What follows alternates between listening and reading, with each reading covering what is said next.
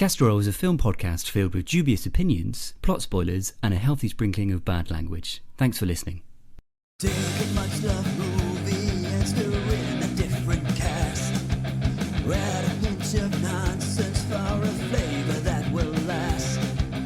Garnish it with fun, film facts and food for the soul. It's a tasty, yummy, silly, funny movie casserole. Casserole. Hello and welcome to Castorol, a movie podcast hosted by me, Jim, and my two co-hosts, Sam and Nick, who each week take me kicking and screaming through one of cinema's most loved or unloved films. This week, don your kimonos and your clogs, grab your samurai swords, and join us in a village as we take on Seven Samurai. I'm not sure. Do they call them clogs? Probably not. That's quite a Dutch thing. Probably not. Clogs is like a big wooden shoe that covers the whole foot. But it's going to shock Hello, you. I'm a samurai. It's going to shock you to learn that I don't know the traditional name of that footwear. Yeah, I actually do really annoyingly, but I can't think of it on top of my head. I did spend a lot of the time watching this film thinking about what it would be like to run in the wooden soled sandals. I think probably not a lot about their life was like comfort and ease, like just in general. Imagine watching Braveheart, but they're all in flip flops. I feel like it's similar. It would certainly make some of the battles a bit different. Yeah, a lot different. To be fair, in those kilts, there's a lot of flip flopping about. There is. Anyway, I should probably introduce these two wankers. As always, it's Sam and Nick. Hello. Konnichiwa. Yeah. You know, because Is that fine to do? Seven Samurai. Yeah, that's all right. I mean, it's just hello in Japanese, isn't it? Yeah, exactly. I was just saying hello. Okay. I didn't do it in an accent. Yeah. Thank Rules God. are rules on this one, guys. Yeah. Same as Crouching That Tiger. would have sounded like this. No, I'm not going to do that. How have we been? It's It's been a while since we last recorded, hasn't it? Yeah, it's been alright. It's a bit of a break. It's been hot, hasn't it? Oh, bloody God. hot. I know we're British and everything, but it's too bloody hot. Yeah. Anything over I'm going to go as far as to say 25 degrees. Yeah, and I'm I think so. getting Melting. uncomfortable, and my wife is getting annoyed at me for getting uncomfortable. Yeah, same. Absolutely. I often joke with Liz, the perfect temperature is 0, and you're getting further away from perfect either way. You know, that's what it is. I wouldn't say 0 myself. 0. I'd maybe say like a balmy... I like 19. 19. I like a yeah. 19. 19. You know where you are at 19, don't you? You know where you are at 19. You get your pick of clothing. Yeah. You Go know. either way, couldn't you? I get really annoyed at people at my work when they're like, "Oh, can you shut the window because I'm a bit cold?" I'm like, "Look, either you put something more on, or I'm taking something off."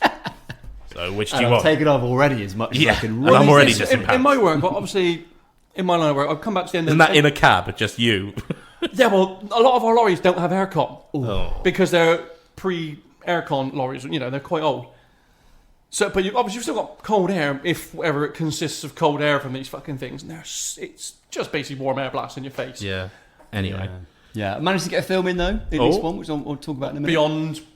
Beyond what we're doing Oh. today. Yeah. What was? Well, let's start then. What Well, was let's it? start with Yeah. you then, because you've clearly watched the least. Okay, yeah, I've managed to get one film in, just because we're trying to, like when you stroll in, maybe you've got friends or family over, and you're just trying to find something relatively inoffensive that you can watch with the family. So it's probably not going to be like a Korean niche horror film in that instance. Not yet, anyway. So we watched The Nice Guys, which is like the crime That's comedy quite good. caper. Yeah, with- Will Ferrell. No, it's I Russell mean- Crowe and Ryan Gosling. I was so thinking of the other guy. I was thinking The of the other one with. guy, I was yeah. thinking, the one with the Mark. Rock and Your favourite, Samuel Sam. Jackson. Fucking Wahlberg. Yeah. That's the one with the Rock and Yeah. Samuel Jackson cameo in it. But we're not Yeah. talking about that. No, the No, Nice correct Guys. us. Yeah, have Nice you guys Guys. seen that? No, I don't Yeah. think I have. You have to. I liked it. Yeah, I thought it was... I think it couldn't quite decide whether it was like an all-out comedy and almost slapstick. I think Ryan Gosling, he's doing stuff in this film that's almost like slapstick-esque. Or whether it was like a thriller but with a heavy element of comedy in it. So I feel like it was a little bit muddled maybe. But it was exactly what we needed, which was like a relatively inoffensive film to stick on. I'm gonna say something slightly controversial now. Mm-hmm. For me, Ryan Gosling is the new Tom Cruise, and by that I mean, for me, I've not seen him in a role that I don't think someone else would have done better in. Really? Oh, that's interesting. I don't like Gosling. Everything That he's is a in, controversial everything hot in where take he's from funny, Sam. I'm like, not that funny. Everything where he's an action star, I'm like, not that gritty. He's kind of always got that kind of like weird like look on his face. I feel like he's actually better. He can be really funny. I feel like he's better when he's a bit darker and more serious. But I think that's Blade it. So, Runner, like, Blade Runner, Drive. But there's is actually so very many good. better people that would have been in Blade. Like in Blade Runner, there's some moments in that where, like, if it had been other actors, I would have like been like sobbing and crying and really like distressed. But he's like, oh, my wooden horse, and it's like, mate, I just don't even care. Do you even care? Doesn't seem like you care. Well, I thought he was good. I thought he was good. But yeah, that's the only film that I managed to get in. But I think you both have watched a fuck ton, haven't you? Fuck ton. I mean, I think I'll be quicker. God, you So go first. I'll Next. just zip through. That's Okay. what she said. Whee! So I have started my watch through of every Mission Impossible film. So I made it through 1 through 5 so far. So I've got obviously 6, 7, and 8 to go. I know how numbers work. Yep. Yeah, but I didn't know how many films in total there have been, so that was useful for me. That's Thank fair. you. Not Thank as many as fucking Total Tokyo Drift or whatever, fucking Fast Fast and and Furious bullshit. you. Yeah. Other than that, we had a little family cinema trip on the day of recording, so to watch How to Train a Dragon. Oh, nice. Is that good? I enjoyed it. Yeah. I enjoyed it. Little enjoyed it. Wife enjoyed it. So yeah, enjoyable watch. It's from what I could tell, it's almost a shot-for-shot remake of the animated one. Which But I think- haven't watched think the is- animated one for such a long time. I think that's got to be a win. I mean, the fact that. But I also do think there's more, from what I could tell, because we have also just recently read the book. I think there's a bit more of the book content in this film, I also do which think, which though, I always appreciate. Why do a shot for shot though? I know that a lot of others have done Well, I that. think we discussed this Yeah. previously. It's to kind of modernise it, isn't it? A lot of people aren't really going to go back and watch the animated I think films, are also they? I think a lot of Okay. adults are a bit like, I don't want to watch it because it's animated, Yeah. which is a big mistake because there's lots of amazing animated films out there. But I think like if you're gonna do a live action, I don't reimagine it. That's so stupid. Man, reimagine something though. Put Michael Cera in it at least. Well, funny you mentioned Michael Cera, because the last film I've watched might be one probably either you've watched or will really interest you. I watched The Phoenician Scheme, I do want to watch that. It does look good. and I've given Michael Cera a lot of shit on this podcast because I don't think he's very good. He was piss funny in this. Was he? He's great. He's really good. He's not a big part, but the bits he is, It's a Wes Anderson, isn't it? it is. I But love Wes Anderson. I thought it was. I'm gonna now bear with me here. I found it funny. I laughed when I was meant to be laughing, but I'm not sure I'm laughing for the right reason. Right. Like I feel like I was laughing at a lot of the physical stuff, but I'm not sure if I'm meant to be laughing at the physical stuff or maybe the joke that we were trying to go with. If that makes sense. Yeah. Are you with me? Yeah. Like I'm I love the fact that he is aware enough to realise he don't really get stuff. It's He's you're like said it himself. He's You're like, trying to question what society's expectations. I'm laughing. what do they want from obviously, me? The visual of Bryan Cranston and Tom Hanks in basketball get-up, funny. Yeah. And I'm laughing at that, but I don't know if I've missed a joke in the lead up to it. Right. So I am laughing at the payoff, Yeah. Well, that's fine then. but I'm not entirely sure. So I want to watch it again. Yeah. To make sure I've not missed details, because for me, I'm a 4 meatballs with it. I think maybe it could go up a bit more. Look, if you're ever worried, a little bit of advice, especially if you're in the cinema, if you're a little bit worried about when to laugh or not, laugh always. And then you can't go Well, no, wrong 'cause because I you will don't- at least I'm be not- laughing. especially if when you're watching everyone like else is. Philadelphia. I'm not or going to laugh when I'm not finding anything Just funny. laugh the whole way through the film. Well, okay. Well, I mean, you might take longer than me because I'm gonna literally have to burn through my list. And you've got that many. You watch that much of you? Yeah. Right. Wow. Right. What's an easy way to do this? You say something, and I think like we should get you to describe it in one way so we can get through this. Okay. Well, first of all, the film obviously we're reviewing Seven Samurai. Okay. Well, don't do that now. I watched it twice. It's a 3.5 hour film. Of course you did. Of course you watched it twice. I then watched the 1960s Magnificent Seven. Oh, nice. As like a direct. Okay. Exactly. Yeah. Give me your thoughts on that in one word. it won't be that many words, but basically, it's a direct rip-off. Yes. But it's done brilliantly. Okay. Like, it's one-to-one. The characters are I one-to-one. said 3 words or less, Sam. You've gone with at least Excellent. 10. Excellent adaptation. Right, next. The 2016 Magnificent Seven. Porsche. Okay, next. Glass Onion. Okay. Oh, I fucking love Glass Onion. I think It's I watched great. the second one. That is Glass Onion. That is Glass Onion. That is Glass. Oh, right. Okay. Knives Out and then Glass Onion. Okay, yeah. The new I enjoyed one's it a lot. due out soon, isn't it? Yeah, Woke Up Dead or something like I that. don't know. I think it's this year, isn't it? Yeah, it is this year. At some Are they point. based on books? I don't think so. I don't No, I think think so. they're just like Netflix's rip on Poirot. I think. Yeah, it's kind of like just like I think just basically he wanted to do it. What's his name? Daniel Craig Daniel wanted Craig, to do yeah. it, and they were like, "All right, let's go with it," because he was like, "I'll do an accent." And they're like, "All right," What actors can you do? but it's very good. Yeah, it's very good. Like Edward Norton, it's just brilliant in it. He's good, isn't he? Very self-aware, I think, that performance. Stargate, The film? The original? the original film. I didn't realise it was filmed. What? I thought it was just a TV show. What? You haven't seen Stargate, the film? No, I've not watched Stargate. I've not watched Stargate. Period. Stargate, the film, fantastic. Kurt Russell, David Spader, brilliant. That's a sci-fi classic. It's fantastic. 28 Days Later, Okay. Okay. masterpiece. Yeah. 28 Weeks Later, a poor, Not bad, not but yeah. not as good. Yeah. Fine zombie film, but Yeah. 28 Years Later. Oh, you watched? You have that, watched that? Jesus Christ. Go on then. So you We went to are- the cinema? Yeah, I went to cinema. Okay. It's fantastic. Really? It's up there with the first one. It's brilliant. I really felt like from the trailer, I was like,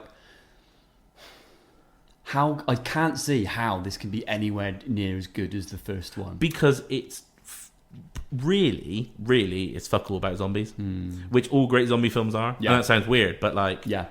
it's... I've not wanted to watch it because I just felt like it's missed the boat now. I feel like it's No, too. it's good.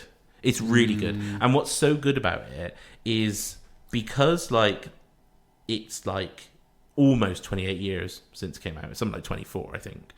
But like they say like the England has literally just stopped.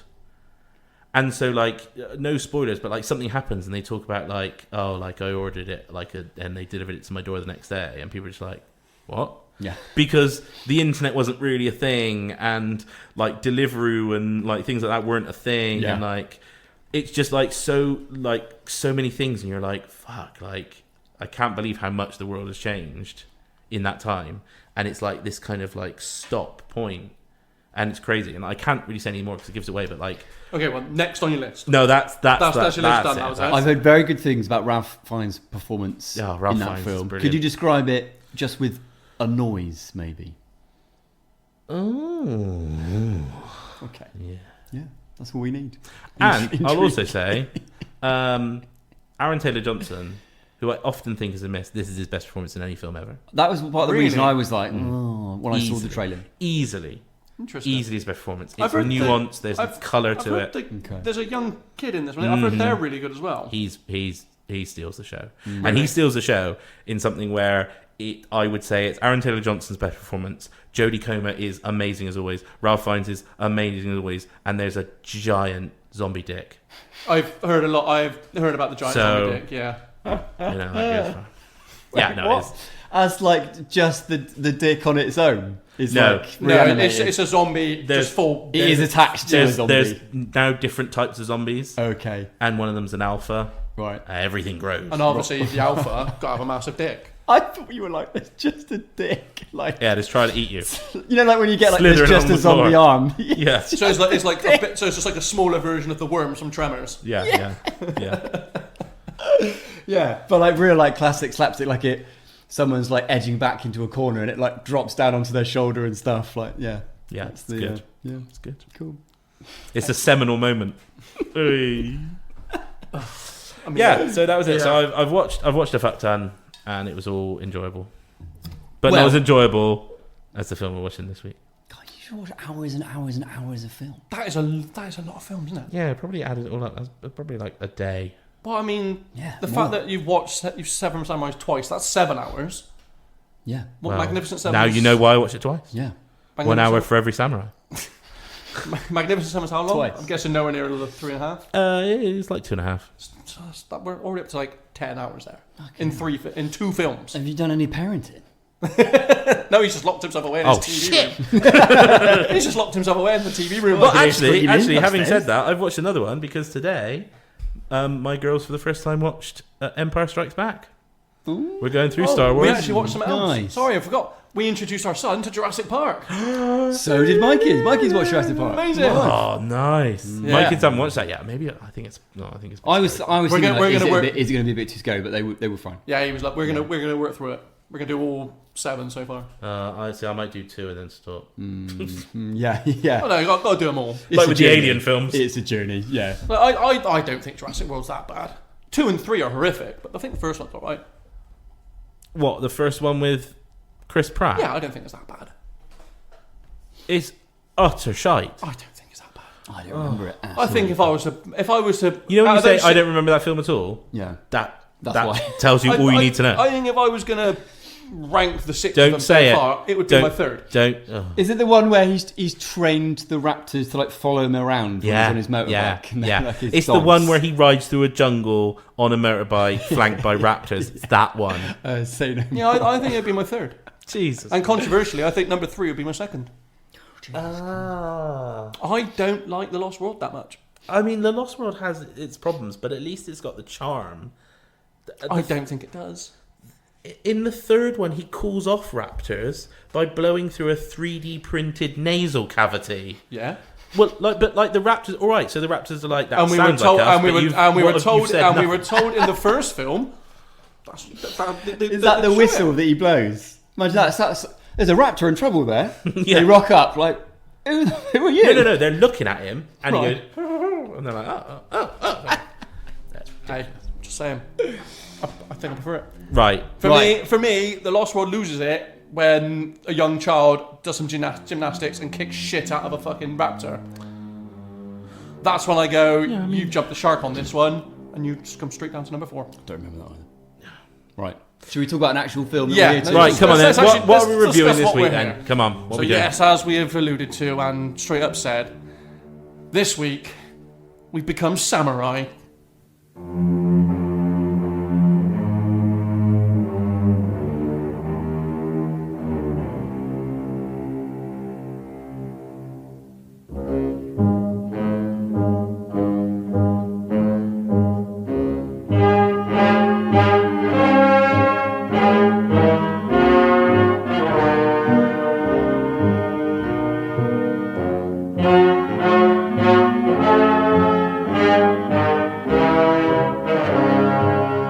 ...1954's Seven Samurai is an epic action drama directed by legendary Japanese filmmaker Akira Kurosawa.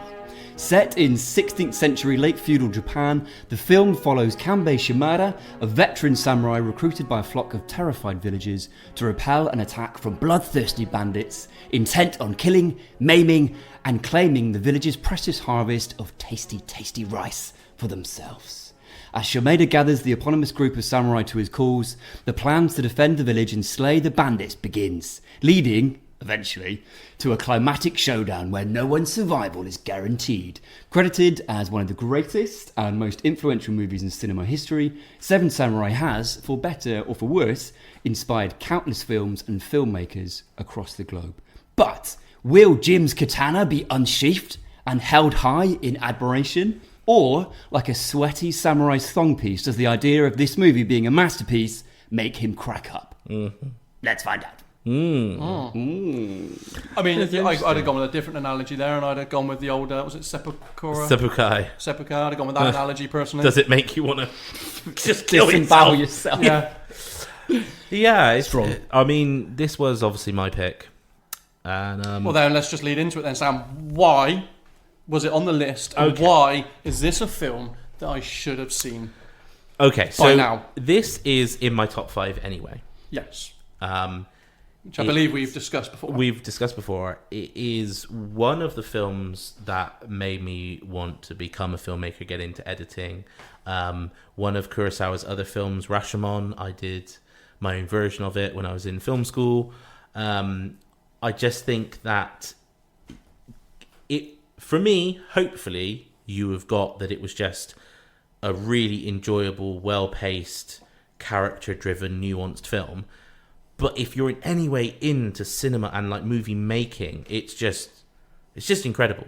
Like he came up with techniques that we now use every day. He was doing things that no one had ever seen before. It was, you know, obviously a black and white film, but like it's the equivalent of like his way of making films was like, you know, the first color photograph. He literally wrote the book on so many shots that we now see in action films and go, oh, that was cool. He was doing it in 1950s, you know? It's just incredible.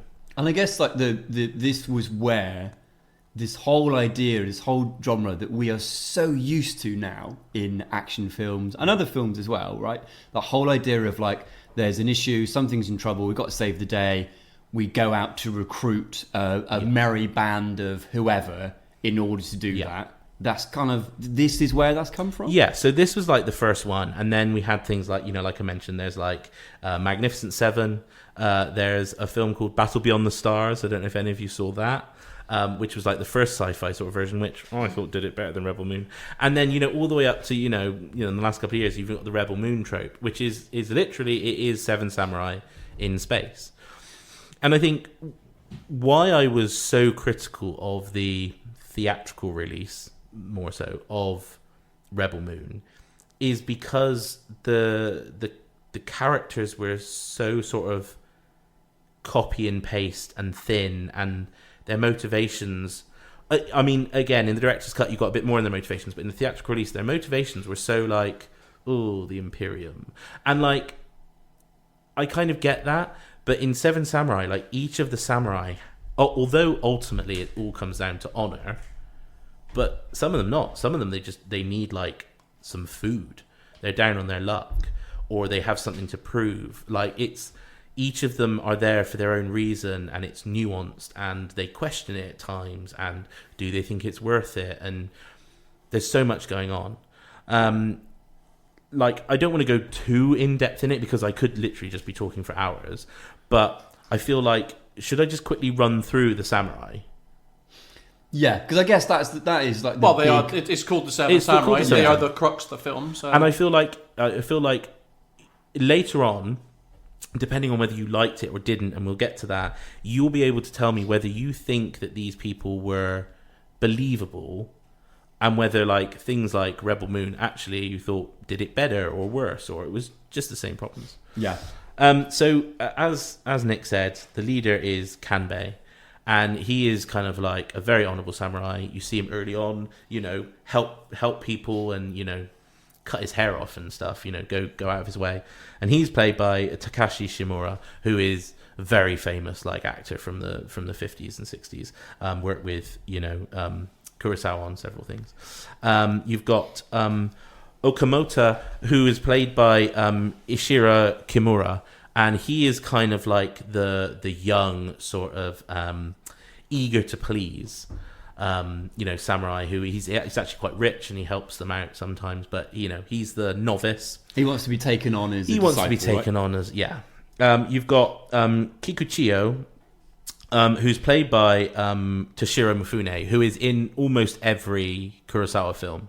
He is like iconic actor of this genre, and he actually, it turns out, was a farmer. So he's kind of like working against his like hatred of farmers because they're weak, and he wanted to get away from that, and he wants to become a samurai, and ultimately does prove himself. He's also just, I think I would say, and I know we're going to come on to talk about like what performances we enjoyed, but I think he's probably the most iconic character in this film. I mean, he is the sort of the hero.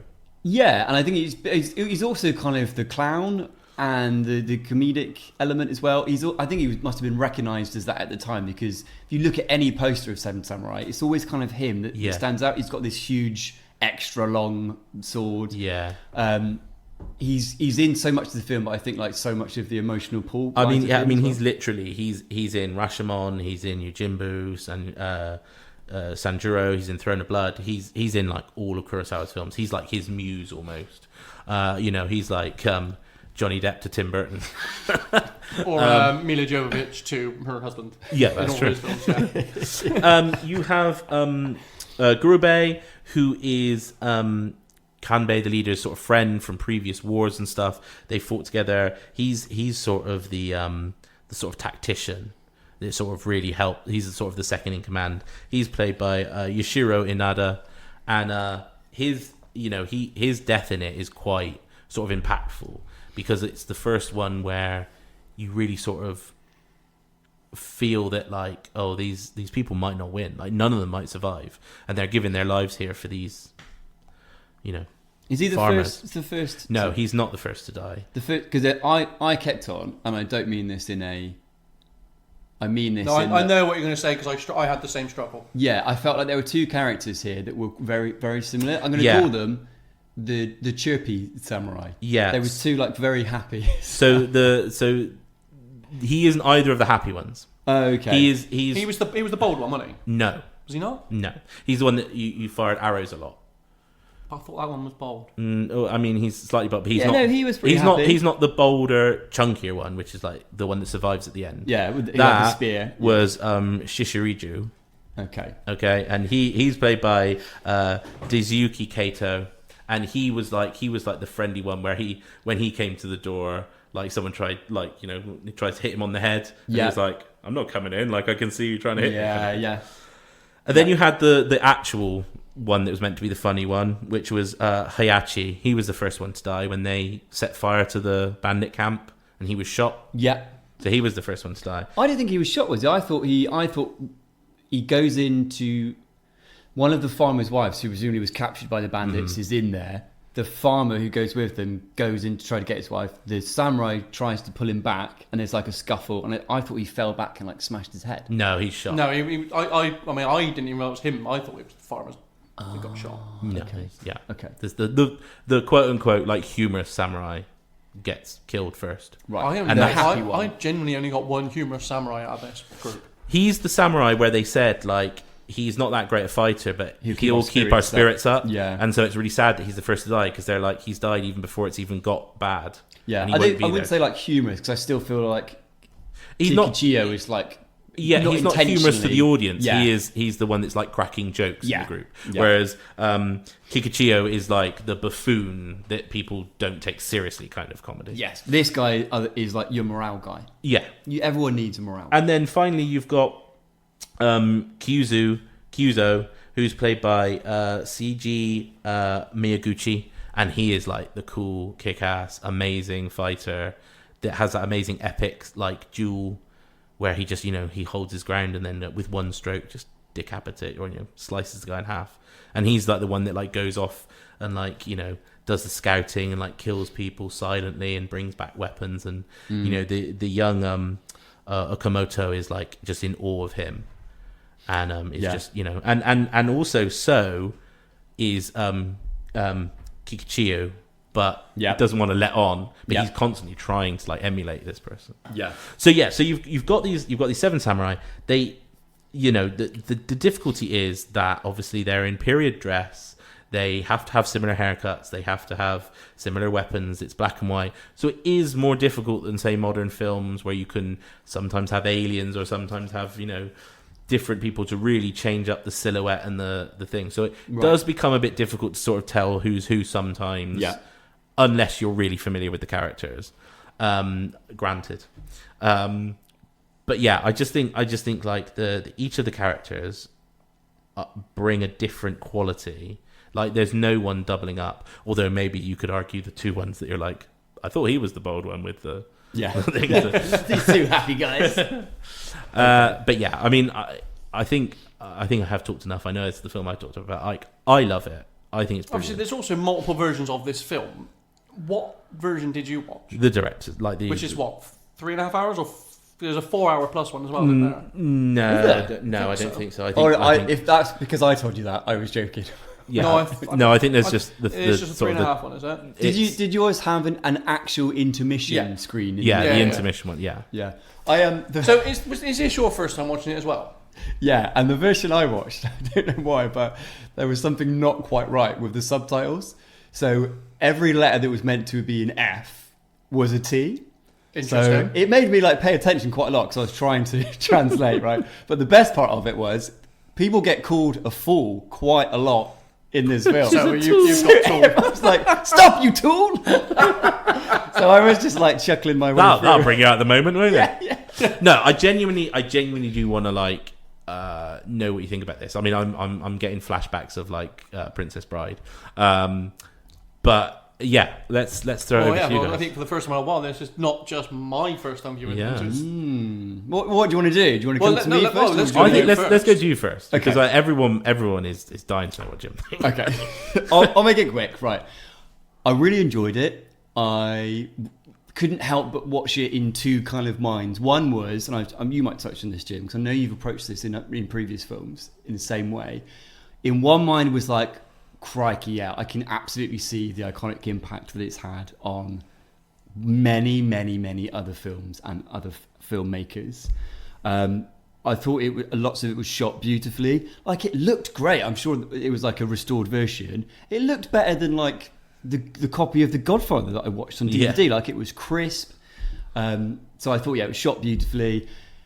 It was long. I felt like it took a long time to. I felt like, and I know that it's of another era, and I know that probably, arguably, we're in the fast food era of films now generally. Anyway, I think things, take 5 minutes to get to where actually there's a lot to be said for taking half an hour to do the same thing. And like you said, Sam, really building up the characters. But yeah, I thought it was quite long. I really enjoyed lots of the parts of the action, the character building. I loved the character of Kikuchiyo. I thought he was brilliant. I thought he was the best thing about the film. I thought that line where they go to save the people that had gone into the burning water barn, mill. and he brings out the child. He's holding the child, and he's like, "This is me. Oh my God, this is me!" Like, what an amazing line when he's reflecting on like, this was exactly my upbringing. Like, I'm looking back at a child version of myself. So I think there's some really amazing, iconic moments. I felt a little bit like some of the things that should have really mattered weren't played enough. So like a lot of when the samurais died, I didn't get enough emotional impact a lot of the time. Like, and maybe that was a thing that came later, but I was expecting some almost like, you expect the big kind of overacted, "Rah!" like big death moment. And I wanted a bit more, not like over the top, but a bit more from some of those moments. So I really cared, like, oh fuck, like when another one's dead. And then I think the only other thing was I feel like there was, in terms of writing, I felt like they missed a little bit of a trick with the young disciple samurai character. And I felt I would have, if I were if I were writing this film, I think what I would have done is maybe had him die like trying to prove himself.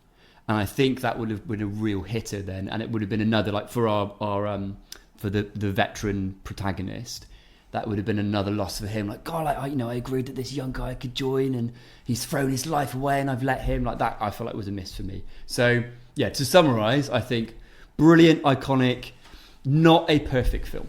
I think it's fair. I think the only death they play like that is Kukuchiyo's. Yeah. And he's sort of the only one that like gets to actually do that heroic final kind of thing. Yeah. But I think that is a deliberate thing, because I think what Kurosawa is trying to get across is like anyone could die. There are no heroic. Yeah.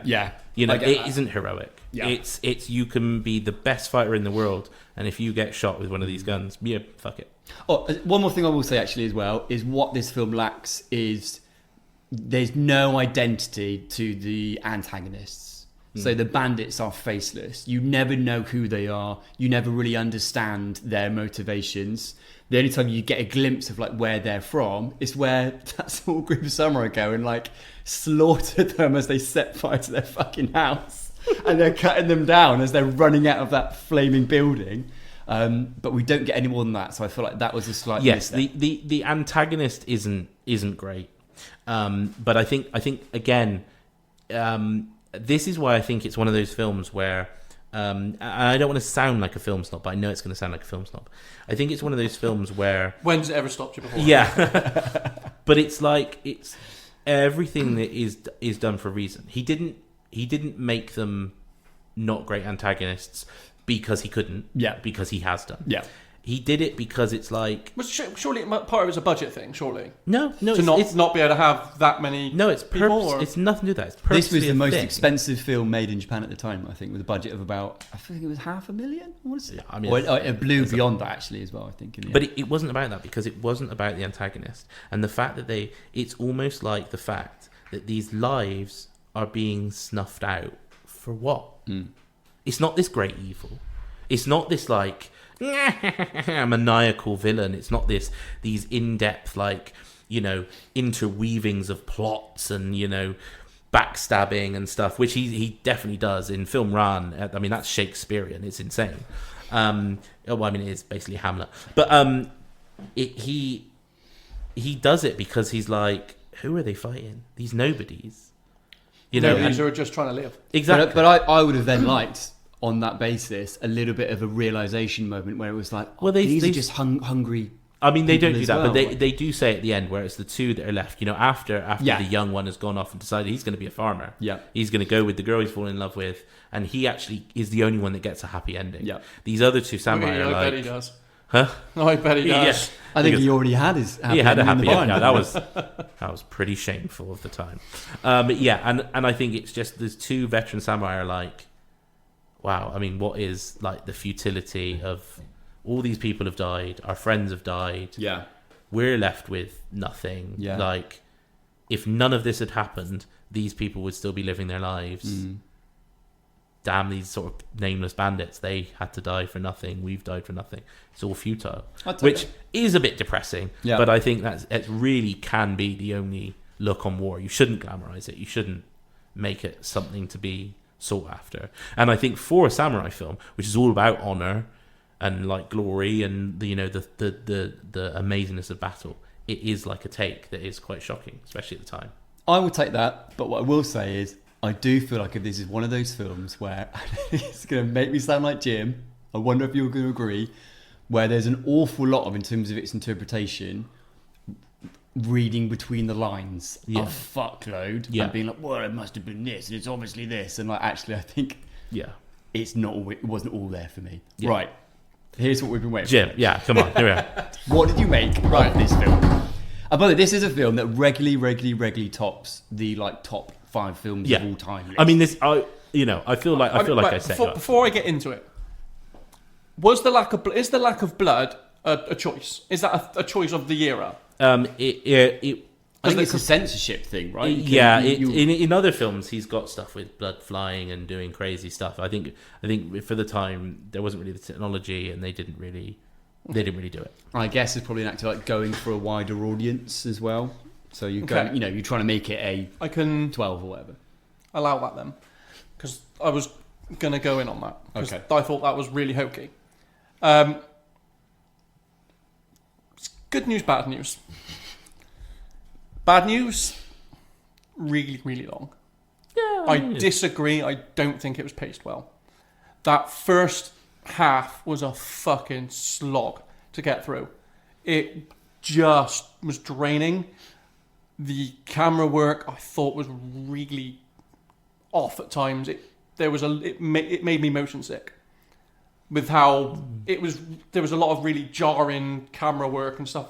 Which again, I know it's in the 50s, so they haven't got like smooth like camera booms and stuff. Well, like that. I mean, he was inventing a lot of basically. So moves, so obviously I've now come to learn through you. He's inventing a lot of techniques. I think one of his takes But I was think like a lot of it having was 3 kind of- cameras at a time, right? All filming the same shot. So whereas a lot of shots would be like, right, film this bit of this scene. Now I want you to do the next bit, and we're stopping, and we're going to the other angle with the camera, and now you film the next bit. Instead, it was like we're doing the whole scene, and 3 cameras are going to capture the whole thing. Yeah, it's just the happening at cutting. once. Yeah, There was a few moments I kind of got a bit taken out of because I was like, what, fuck me, I had to look away because of. Pardon me. Talking of moments where you've just got to look away. So yes, there's that. So I don't think it's paced very well. I think out of all of it, I think there's only one character that's really worth his grain of salt or rice in this case. Go on. And that is Kukuchio. Yeah. Yeah. I think all the He's so good. I mean, it's good. I genuinely don't think if they had not bothered to get the samurai would have just continued living with their lives. I don't really think they had any real need to bother going. Did you not like the who's the one who's like the ultimate swordsman, like the quiet, cool? He was pretty sick. Kuzo. Not like him. No, the only one I drew to was Kukuchio because I felt like I actually really enjoyed his arc of like I used to be a farmer. I'm proving myself. This Yeah, like it's difficult because he hates farmers and samurai. Yeah. Like, the poor So bloke. I think he's the only one that I kind of felt went there with a purpose. All the others, they kind of went. For me, they're only there because of Kanbei. If Kanbei had said no, they'd have just continued living their lives. That village gets attacked. And those samurai are not really going to think twice about it, in my personal opinion. So I think for their overall motivation, I think is a bit weak. Yeah, I do get that. But we go on to the good now. Yeah, We can go on to the good like nice. Okay. if you want. I got a question to ask you after. Is it about Rebel Moon? Yeah, I mean, all right, we can go on to it now if you want. Because if they didn't leave the planet, no one would have turned up. No, you're right. But I mean, I was prepared to wait into this because I know how long you're going to go on this. Because I think you've got some fucking cheek Right? to lambast, admittedly, their threadbare reasonings for going on Rebel Moon. But the samurai are only there for a bit of rice and to follow Kanbei. Yeah. I think that's even more threadbare. No, I think I don't think there is enough reason for Kanbei to have gone beyond. I'm just a bit hungry. No, but this And is then without Kanbei, the rest of them don't go. so okay. So this is why. So I think you've got some cheek to lord this over Rebel Moon So this is for the motivations. this is my point. I will the go on to the reason- rest of it in a minute. I'm just specifically Yeah. so don't go too long because I'm just talking No, about their motivations. I can do it because Can we talk about rice and grain in a minute? Though? No, yeah. because Because there is quite a big rice scene in it. because Yeah, I'm but understandably. because I am just literally on about their motivation. Okay, I'm yeah. not about So everything motivation. else. So and hopefully once I say this, you will really get it. Their motivations Oh, I got it. are friendship and food. We can all really understand those motivations. Oh, I got it. But I just think that's more threadbare But than I hate the Empire. You think the motivation of friendship, food, is less understandable than a random person turning up on your planet and saying, "Could you come halfway across the universe to do this thing?" And then go, "Oh, I don't know you from Adam. I've got my own shit going on, but all right." yes. Why? Why? Because we're literally talking about food and friendship. Yeah. Two core Which things. they could get elsewhere. But right, if I may, I think Whereas these people, with regards to Rebel Moon and the motivation, their motivation was, I hate the Empire, you're having issues with the Empire, I will come and help you. Again, I agree, we've come to again, it is threadbare when you compare it to the director's cut, and you are right to have wanted more. But to lord just a bit of free rice over I hate the Empire, I think is a bit of a piss take. It's not a bit of free rice, is it? I mean, everyone's there differently. Like, Kanbei is arguably, Well, he's the Rock. but he is almost. If he doesn't say no, or if he says no, no one else agrees. yeah, correct. yeah, But that's the idea of having like a great inspirational figure that you're like, if you're doing it, do you know what I mean? Everyone looks Yeah. up to him like, okay, I believe that this is a noble cause. Yeah, but then they're if not. you're But, doing yeah, it. so they're not doing it for the village, are they? They're doing it for Kanbei. yeah, Well, but I yeah, don't but need yeah. them to be doing it for the village. I think all these people doing it for the village is really unbelievable.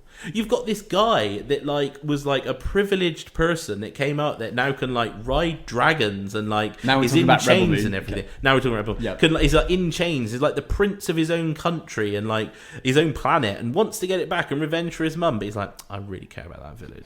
I really care about that village now. I'm doing it for the village. Whereas in this, you've got characters that are like, I just want to really test my skills. Don't really care who I'm killing, but this actually might be a bit of a challenge. All right.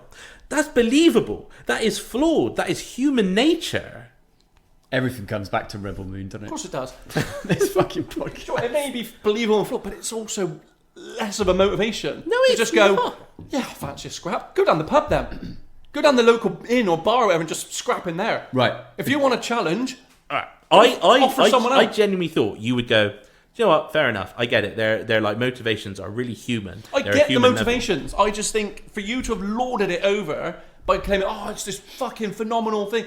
I was expecting to go into this and have some monumental backstories for each one, and all it was, oh, yeah, I'm actually quite hungry. Yeah, I'll join you. And then saying, oh, well, if he's going, we'll go. I was like, is that it? I was expecting fucking, oh yeah, my village was done in by these bandits. I'll join you as well. I've come in across these bandits on the road. Yeah, I'll join along. I wasn't just this. I was expecting more, considering how much you lauded it. Do you know what I wasn't expecting? Yeah.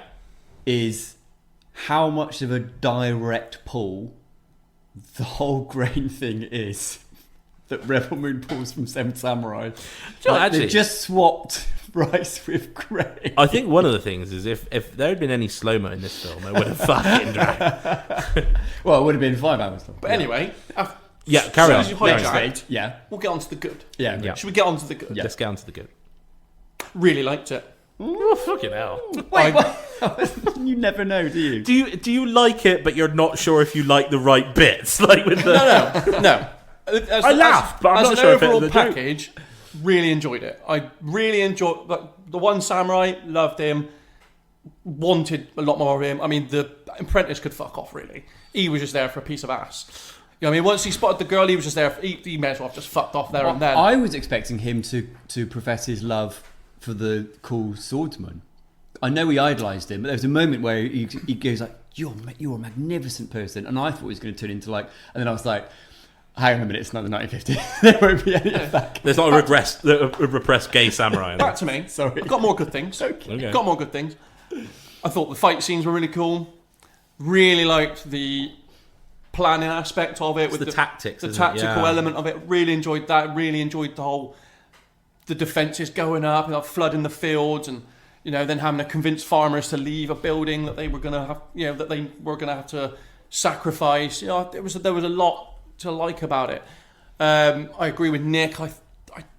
The faceless enemy I thought was a bit.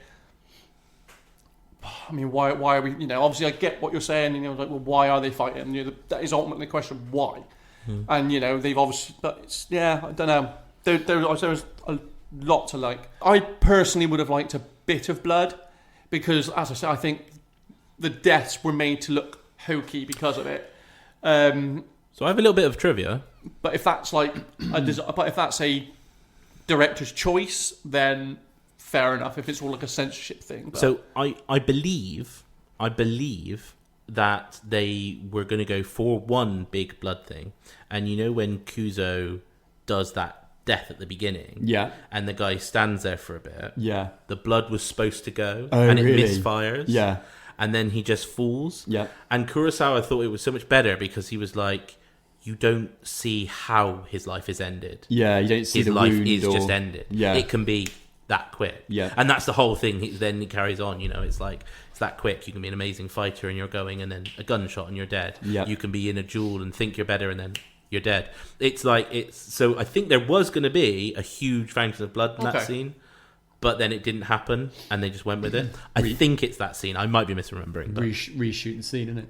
Yeah. Well, why not? So I think, regardless of samurais, I think there's mainly only two that I was really into, and that was, like I said, Kukuchiyo and Kanbei.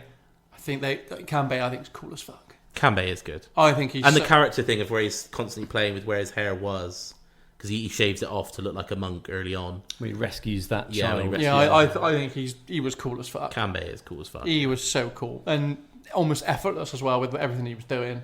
The other five, like I said, the apprentice, he could just fuck off. The apprentice, he is meant to be annoying though. He's pretty good. Yeah, but for what effect he had, and for what the input he had when he was back at the village, he was just fuck off. I do think if he'd have died, I agree. I agree. If he had been killed in the forest when he was with the girl or something, then that would have been great.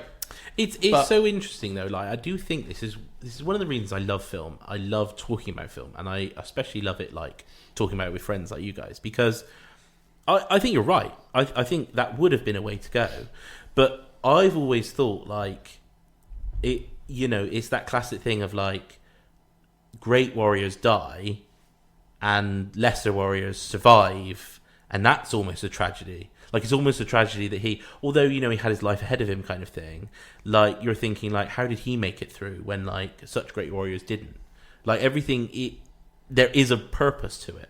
Like, he purposefully didn't make the young guy sacrifice himself in a moment. He made it like, these great people have died, and that, like, kind of guy that's a bit annoying survived. God, you're such an excuser.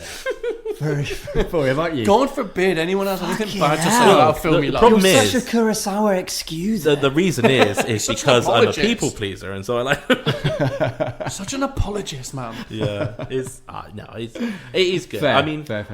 But it was, for me, it was a film of two halves. That first half was just an absolute well, yeah, the slog. interval would have literally was. Literally. Yeah. Oh, well, yeah, Yeah. but yeah, I mean, the first half was just such a slog, and then the second half just breezed by. I know what you'd have taken in that first half. One word: montage. It's a samurai montage. Do you know I am what? hungry. Montage. I am bored. I need stuff to slash and Do you know more. what? I would have took a montage. Yeah.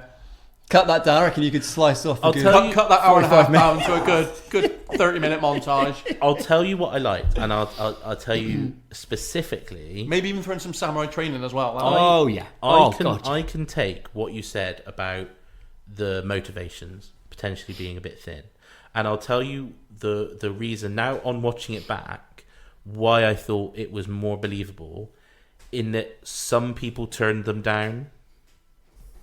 Like, some of the samurai were like, I'm not doing that, that's not worth it, get away from me, you're not worthy of me. In Rebel Moon, everyone they go to says yes.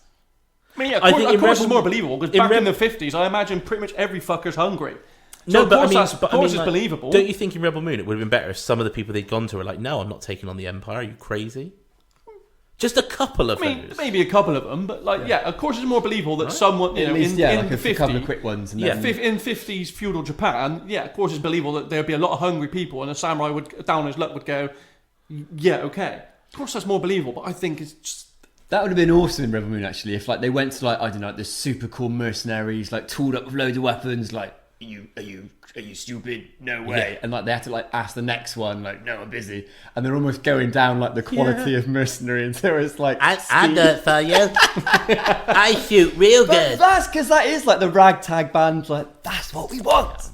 That's what we want. I do have to give I want to give a quick shout out to the composer on this film, because I think the music was really, really, really good. Yeah. I think there was a couple of motifs that come around that were really memorable, and I think there was a just really interesting use of like percussion and stuff that just highlighted moments of tension. So that was done by Fumio Hayasaka, who it looks like Kurosawa had worked on with a lot of different films.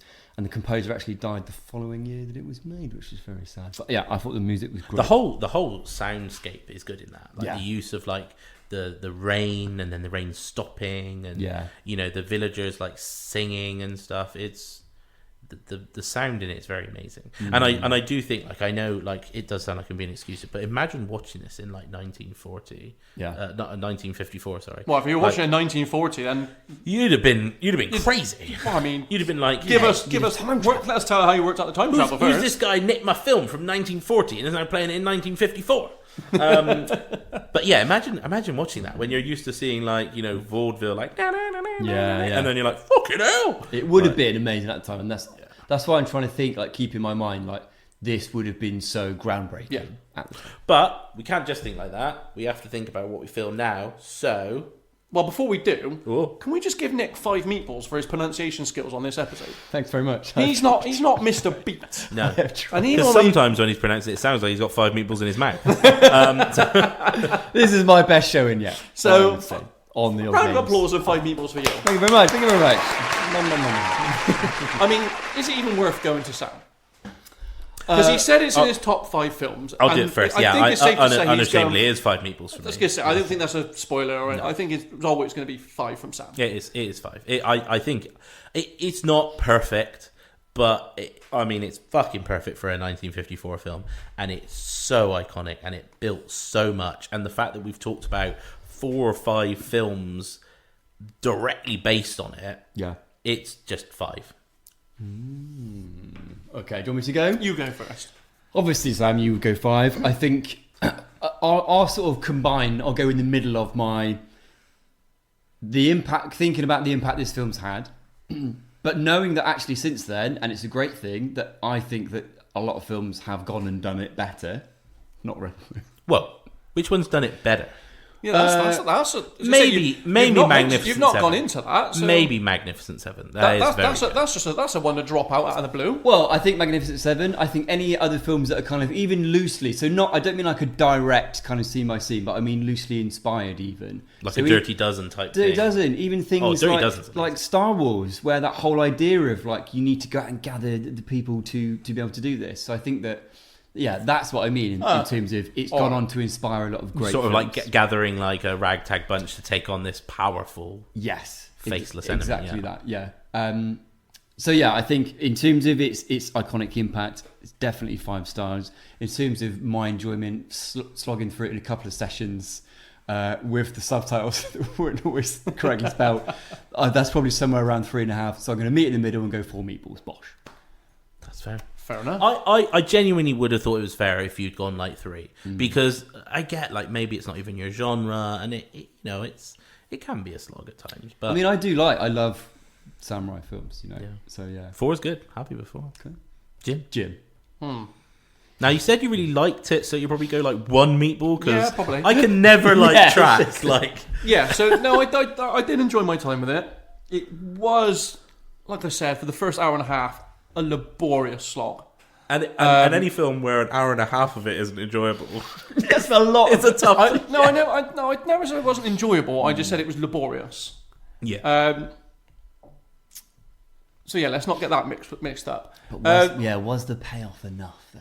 I mean, Once you got the there? second half of the film was absolutely fantastic. So, I just think it was, for me, there was a few, it was lacking with the characters. If there was only 2 of the 7 I'm really clicking with and really enjoying. Almost a failure on the samurai there. Like I said, beautifully shot. Very, obviously, as we've agreed, very impactful in cinema going forward. But I can't base my rating off of that because it has to be on how I enjoyed the film. Go on then. I'm gonna go 3.5. Hey. I'm going 3.5 meatballs on it Yeah. because I did enjoy it. It was too long, but I think we've kind of learned that a lot of older films are longer. Yeah. It's just one of those things. Yeah.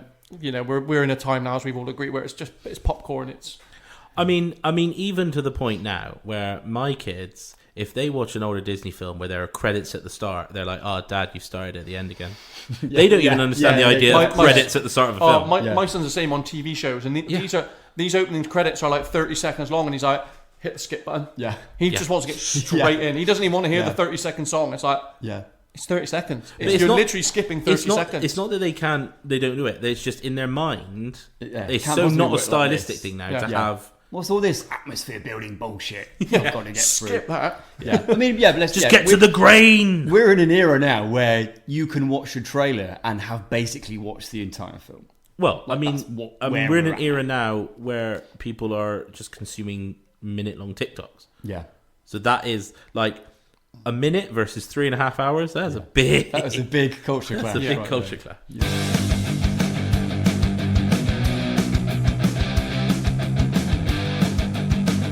Well, that is all very interesting. But with that said, has anyone got any ideas as to what you would do with this kind of now iconic format of gathering the ragtag bunch of, be it mercenaries, friends, comrades, to take on the big foe, whether that's a big corporation or an evil entity like this? That is such an ingrained format now.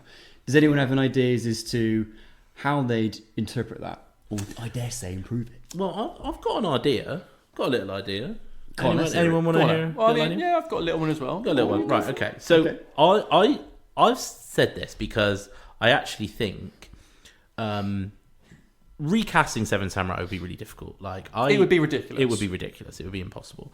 But I've done this because it's a genre that I really like. I don't think it's been done, and actually, I've come up with a few names that I think would be really So fun. rather and I than think recasting the role, Exactly. we're kind of a dream film, yeah. genre bending. So I'm only going to say this, okay?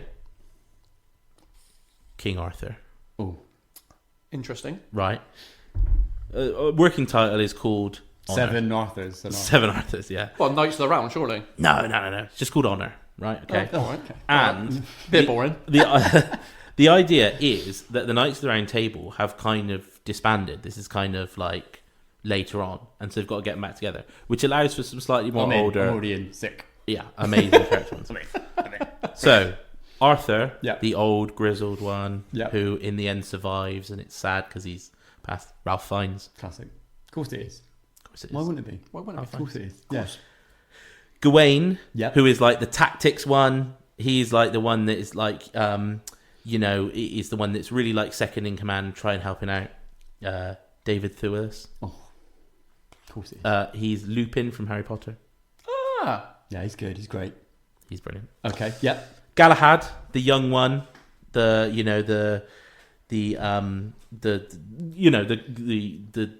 young one that has his way and goes off. Now Galahad is the one that actually eventually goes on the quest for the Grail. Yeah. So the idea is that after this is what he would do. Okay. Evan Peters. Yeah. You know him? So he'd get like a spin-off film after this. Yeah. Classic. So Evan Peters is Quicksilver, but he also played Ted Bundy in the series. In the Netflix special. I mean, Google him. You'll know him when you see him. Okay. Bedivere, the funny one, the one that's like it's supposed to be the Rock, and it kind of shocks you that he dies quite early on. Yeah. Played by The Rock. No, but Sam Rockwell. Oh yes. Come on. I know I cast him a lot, but Sam Rockwell's so good. Yeah. Okay. Parzival. Yeah. Arthur's best friend. Gonna die. Obviously, he's gonna die. Who'd you play? Sean Bean. Okay, Mordred. Sean was on the phone before he finished his pitch. He was like, "I'm in." Someone dies. He's already on the phone to his agent. I've heard this podcast. Get me on it. So Mordred, who is obviously like sort of the bad guy in Arthurian legend and stuff, but he's like sort of knocking about, and they managed to like convince him. Or he comes along, claims he's changed, but ends up betraying them. Oh. I thought somebody you wouldn't expect that from. Okay. Ewan McGregor. Yeah, I like that. Because Ewan McGregor, like, being, I've changed, I will help you, like, and then like, no, and turning and running, and yeah, I like that. And then Lancelot, the coolest one, just the one that's awesome. Come on, Henry Cavill. Oh, of course it is. Just makes sense, right? You mean to say you haven't cast Mark Wahlberg at any point? What? I love that. I'd have liked maybe a Robert Pattinson. Yeah, what's the big bad they're going up against then? It doesn't fucking matter. Is it just a dragon? It doesn't matter. No, it's not. It would be like a bandit, a group of bandits, or like evil knights or kind of thing. You could maybe find out that it's actually Mordred, and he's kind of like working in them, but actually turns around that he's like the spy within their midst kind of thing. But like this is the point. It almost doesn't matter. It's just about their relationships, how they rekindle. In some they haven't seen each other for years. They rekindle these friendships just to lose each other again. I think it could be really cool. Some really moments. And I mean, imagine Ralph Fiennes having that final thing at the end of like, what was it all for? Fiennes. And what is the vegetable or the grain that is turnips being fought over? Turnips. Yes, it's got to be turnip. Yeah. Thank you. Yeah. Because I was nearly not in. Is that something we've got to include? Is it? It has to be some kind of vegetable. These bandits won't be able to see the castle if we cover it in turnips. Is that was all we got to incorporate some kind of vegetable that's getting rooted out. I like it. Yeah. Rooted out, nice. Medieval turnip montage of like the peasants. So good, making turnip soup. The turnips are ready, my lord. The turnips. This is the turning point of the battle. Turnip point of the battle. No. Okay. It's very hot in this room. So that is. I would love that, like the armor, the clashing, jousting, people dying. Like Lancelot, who's just an amazing fighter, and actually, so in Arthurian legend, Galahad, who's the young one, is said to have been Lancelot's son. So like there could have been that point where he like tries to prove himself, but his father dies. I love that. I'm surprised we've not had something pretty much along those lines. I know we get a lot of like on the individual characters of that saga, but I reckon if you look out there, there's got to be something that's akin to it. Probably some really bad. The thing is, though, I think it's so like classic. The whole kind of like the forming of the Knights of the Round Table and Lady of the Lake and Guinevere and Lancelot's and that's the thing. Like in my world, Arthur has to go to Lancelot and like asks for his help, and he's with Guinevere, who's obviously Arthur's previous beau. Love it. Yeah, they are. Good. I think that'd be fun. Nick, you got anything? I do have a cheeky little idea. Just a very short one. You have something as well. Would you like to go? Or do you want me to go and pop? Oh, mine's very threadbare. Oh, well, let's start with yours then. Let's not end with the threadbare. Yeah, I mean, it's barely anything really. Okay. It was more like a genre that I would like. I'll just say to you, cheeses, cheese board, 7 cheeses, fighting against the cracker people. Yeah. Yes. Go for it. Sure. No, I think a genre that I would like to see it done in. I'm not sure how it would get done. I would like to see the horror genre. Okay. I would like to see it How kind of that go work? down. I don't know. Okay. It's just like I've been thinking like how I would like to see it get done in like the horror genre. Maybe they somehow. could really flip it on its head. Doesn't necessarily have to be like a slasher or anything like that, but like you just like really get like really scary elements to it, like, you know. What if they you really flip it on its head and it has to get help from like Jason and Freddy Krueger to attack a girls' camp? Yeah. You know, Definitely. because it's being protected by like Girl Scouts. Yeah. And he can't attack it on his own. Yeah. What about their point of view? Yeah. How are they getting on? I want the 7 sadists. So you got Ghostface, Yeah. Jason, Yeah. Freddy Krueger, Pennywise, Yeah. Freddy Krueger, Chucky. Chucky, Michael Myers. And then like the Ring girl. Yeah. And they've got to just carry a TV everywhere so she can appear. Yeah. But she can't appear for 7 days after they watch the video. Yeah. So And it's Chucky that's got to carry it. Guys, can Jason do this? No, shut up, Chucky. they got to sneak the TV into the camp. Girls watch it, late night scary movie. Exactly. Oh Yeah. shit! Yeah. And then there's these horrible scenes where like the Girl Scouts are like killing Jason. And it's just like, no! Yeah. And the Girl Scouts are just horrible. They're just amazing. Yeah. They're just so good. Is that a horror film? Oh, I think it would be Or have we amazing. just made like It's the definitely a best comedy, yeah. But, spoof film of all time? Yeah. yeah, good. So was that your idea? That would it's the horror one. Oh, it was the horror to turn it into horror. Turn it to horror. Yeah, Sam Like just it. whipped that up off the spot. I mean, yeah. Yeah. I would just like to see it done in like the horror genre in some way. It's difficult, isn't it, to do like straight up horror? Like it would be difficult to like sort of collect a bunch of people to try and stop like a seance-y type ghosty thing. I guess you kind of have it. It's kind of almost like an Aliens-esque, isn't it? Where you've got like a couple of soldiers left, and then the aliens are attacking them, and they've got to kind of hold out. It is a similar thing, but I suppose I like that point of view switch though as well. Yeah. The narrative switch is great. There's a lot of mileage. That there. would be good. Yeah. Girl Scouts have like ninja throwing star cookies. Yeah. Oh yeah. Right. Okay. Very interesting. Yeah. I've got a very, very short. Let's call it a concept for you. Okay. That's what she said.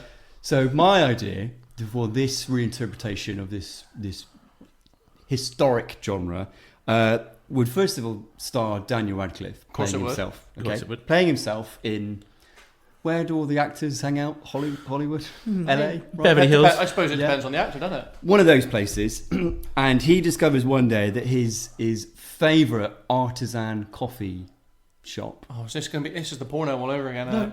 No, don't be so cruel. Is going to get closed down.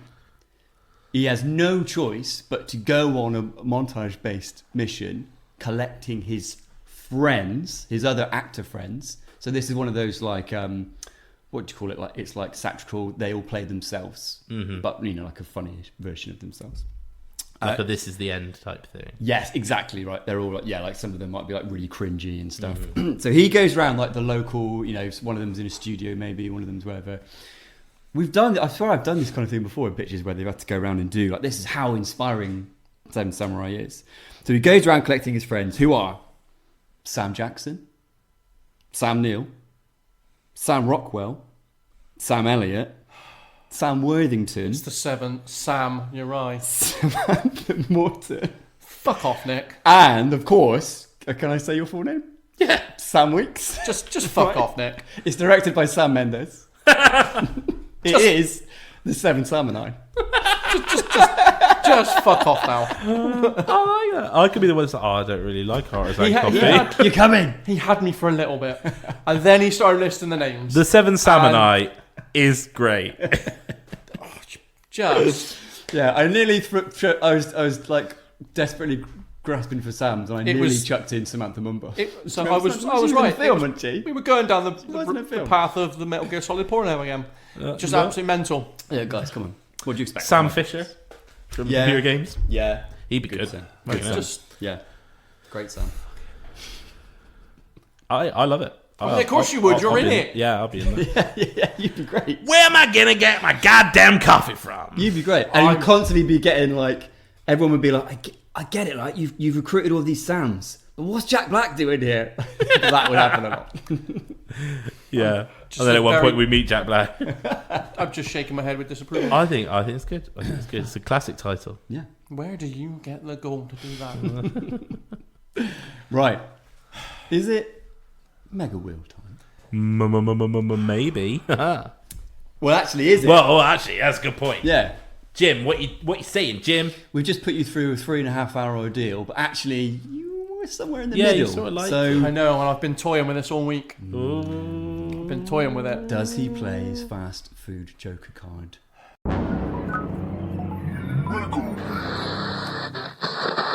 Do you know what? I'm going to throw a Joker card. Oh! I'm going to give you some fast food. Oh, it's not Fast and Furious food, is it? Not yet. No, okay. No, this is what I'm. Right. I'm not going to tell you anything about the film Right. because You have to tell us the name of the film. I'm not going to tell you the name of the film, but I'm not going to tell you anything about it because it'll give too much away. Okay. Right. And it's something do you know what? I wish I could watch it with you to see your reactions because. You might be able to. And I mean, if we thought that The Man Who Knew Too Little was a niche film, fuck me, this is niche. We should always watch the Jokers together, I think. Yeah, mate. So the film I'm making us watch, and this would be great for a pitch idea, for a pitches episode. You may whether or not you've heard of it or not is another question. So we're going to be watching a film called Rubber. Vaguely rings a bell. I've definitely not rings seen bell, it. I've not seen it. Can we get a genre even, or not? You're not going to give us that? I'm going to give you nothing. Okay. Okay. It worries me when he just looks me in the eye and says rubber. Is it a DVD that you were sold in a pub? No. Okay. Do you have it on DVD? No. Okay. Are we going to be able to find this film? No. It might be on. I think it might be on Netflix. Okay. Don't look at anything about it. Look at it. Don't want you to ruin it. Okay. Well, how can we All right. watch it? Okay. You have to find right. it. Rubber. Rubber. Do you want to tell us at least vaguely why it's made your fast food list?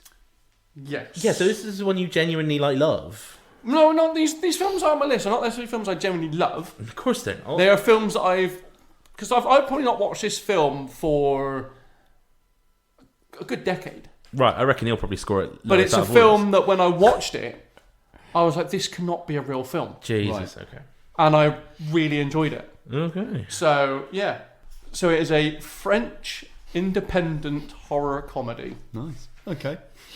Love it. Those are all the words I associate with Jim's picks. Yeah. French independent horror comedy. Oh, it sounds up my street. I think you're going to get a lot out of it. I think Sam's going to wish death upon me. Oh, I don't know. I mean, Okay. we're definitely not going to have any kind of accent. We can do French accent. That's one of the ones you can do. Yeah. Totally. Is it? It's one of the ones you can do. Yeah. Big time. Right. Well, there we are. We're locked in with a fast food Joker on the next episode, and that is Rubber. Yeah, Rubber. Okay. Do you know what we can do now? Go on. We can do an audio aperitif.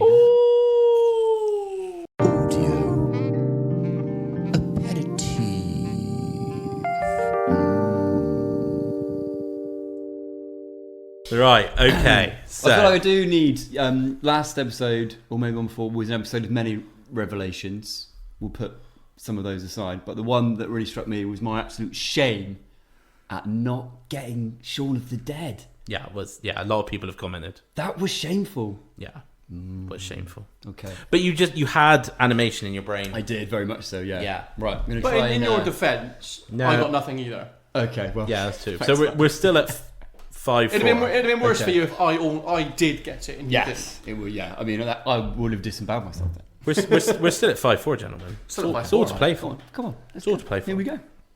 Okay. Are we ready? Yes. It's music again. Oh, yeah. Here we go with the first one.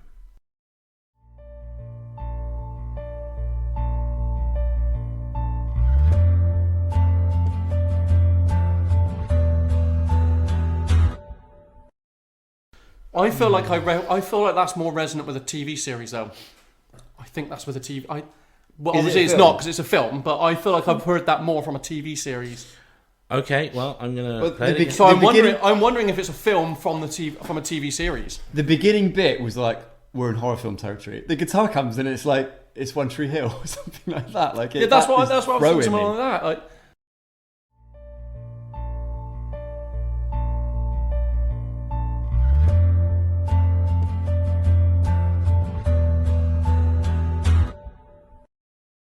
Okay, I've got. interesting. I'm oh, gonna do you know put what? something No, out. I think I've got Sam to a T. Okay. Okay, well, let's go. Shout out. It's always fun when you shout out. Okay, ready? 3, 2, 1. 28 days later. It is 28 days later. And let's hear that for you at home a little bit more because it's a classic song.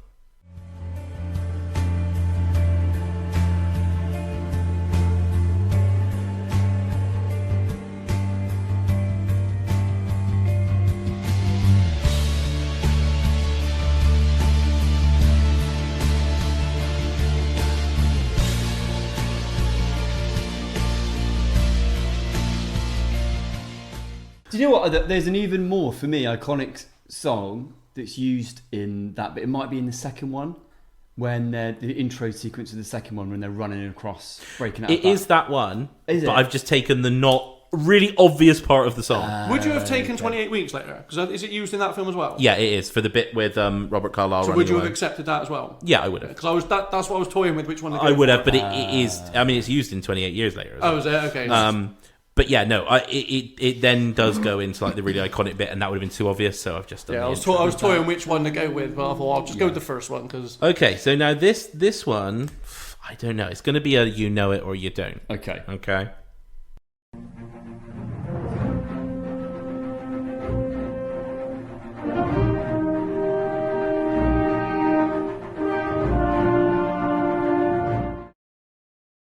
I know that music. my initial reaction was thinking superhero, but I don't think it is. I think that's too baity. It's an interesting one, guys. It's interesting. Like I would know this one straight away. Well, I mean, yeah, because you're looking at the fucking answer. No, that's not what I mean. Whenever I say that. Right. Okay. Go on, We'll play it hear again, it one play more it again. time.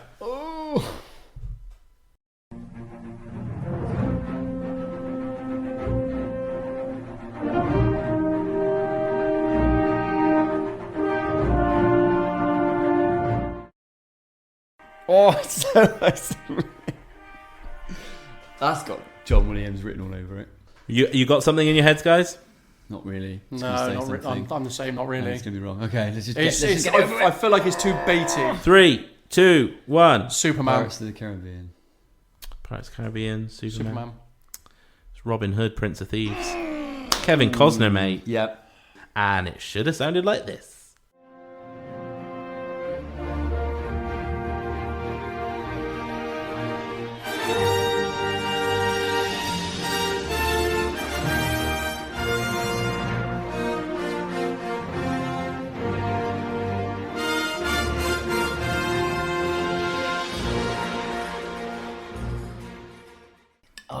It is similar. I can see why you went. I can see why you went there. Yeah.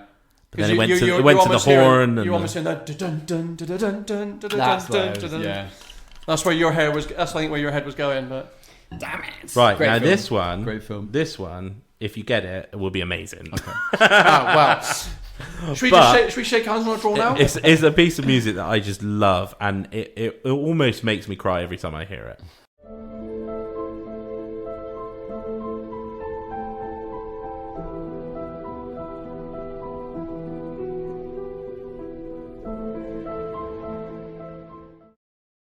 Is Can we it? get that one more time? We will get that one more time. If you at home, it'd be nice if you get it at home, guys, because it's so good. Lovely little film.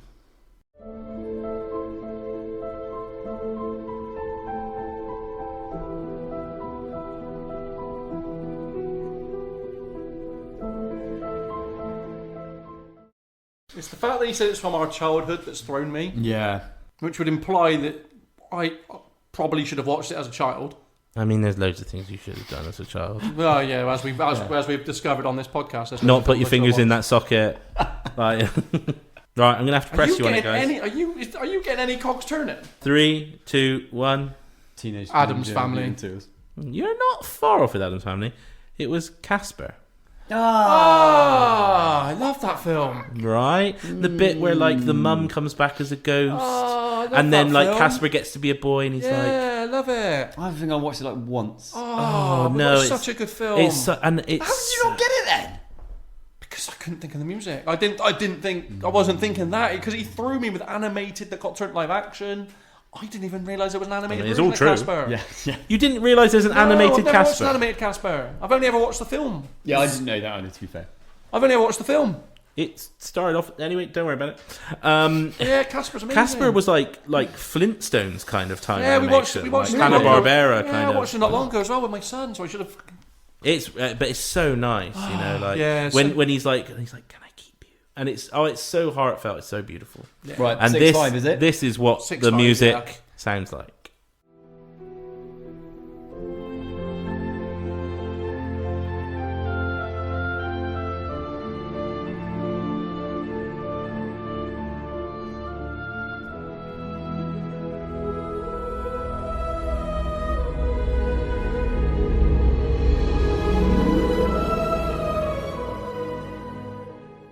But yeah, as you rudely interrupted, trying to play a nice piece of music for people at home. Yeah, it's still 5-4.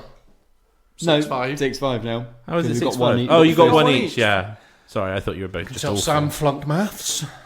Yeah, flunked listening. I didn't listen. That's the problem. Well, that was another audio aperitif. I don't know if to make these easier, but you guys are just awful. We are sucking this season. You're sucking. I mean, you're a Yeah. musician. Yeah, Who's but, watched you know. films. Yeah. He's not. But yeah, I don't play the music while I watch the films. Maybe that's the problem. Maybe you should. Maybe you should sit there. Audio aperitif.